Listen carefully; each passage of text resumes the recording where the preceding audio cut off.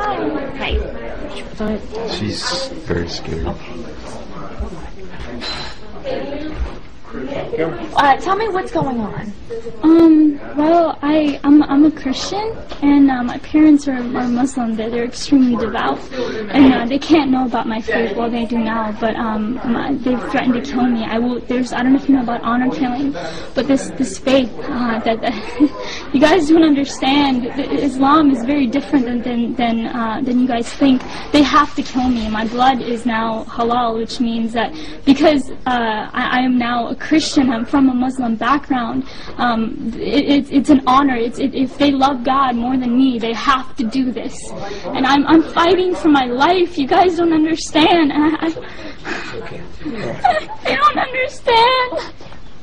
What did your father say to you? He said he would kill me, or he's going to send back to Sri Lanka where they put me in asylum.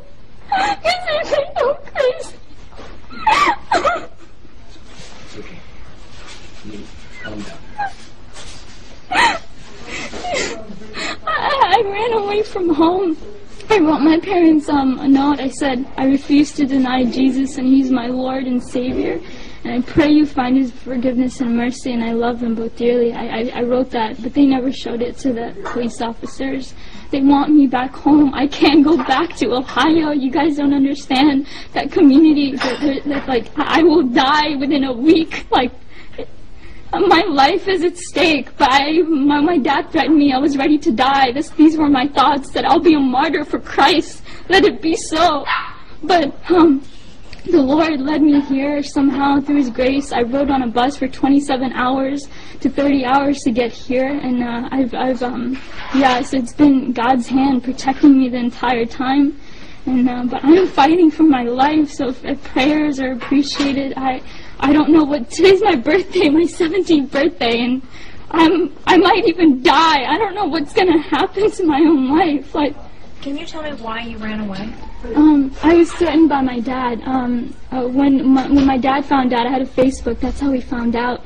And phone calls from the Muslim community started coming in with emails, and he confronted me. And I had a laptop, and he took that laptop and he waved it in the air, and he was about to beat me with it. And he said, you know, if you have this Jesus in your heart, you're dead to me. You're not my daughter. And I refused to speak, but he said, I will kill you. Tell me the truth. And these words, bad words, he cussed words, and so I knew that I had to get away. A couple of weeks later, even I told my dad that I needed to learn more about Islam because I was scared. And I said that because when I had come to know the Lord, I dropped everything about Islam. I mean, I had to hide my Bible for years. I would go outside to pray. When my dad was asleep was when I went outside to pray. I snuck out to Christian prayer meetings in fear of my life.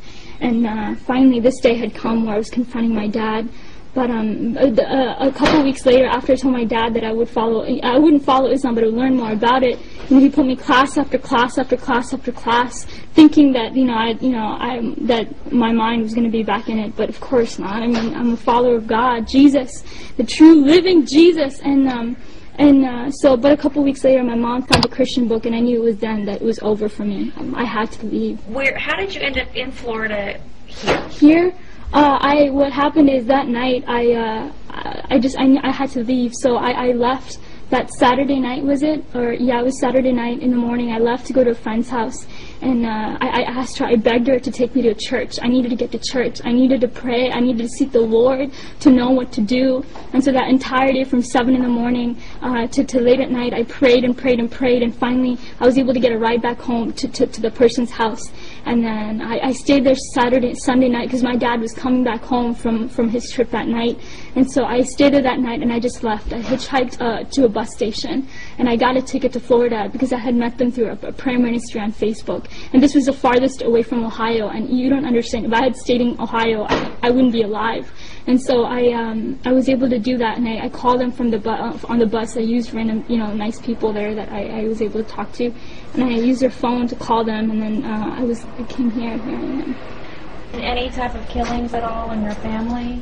Have you ever seen anything like that? I'm not sure, but in 150 generations in my family, no one has known Jesus. I am the first one. So imagine the honor in killing me. Like, there is great honor in that. Because if they love Allah more than me, they have to do it. It's in the Quran. Yes. And you can, give them knowledge about it. Because now... After they finish talking to you. Yeah, so, he really will explain it and break it down. They have to do this. Like, if they just have to. And either they do that or they send me back to Sri Lanka. And if there's an asylum, there's an asylum there where they put people like me, like, think I'm crazy. And do you really think that this is true, or do you think this is just a threat? There's actually hundreds of cases that are backed like me. Amina and Sarah, they were forced to go back home. They were killed by their dad. Like, this is not just some threat. This is reality. This is truth. This is reality. How many more cases? If you want, there's case after case. There's hundreds of them. I am one. I am one of hundreds. They have to. You guys don't understand.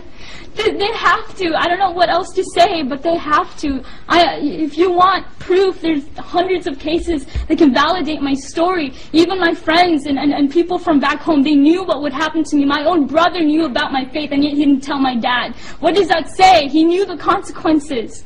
He knew. So what do you want at this point now?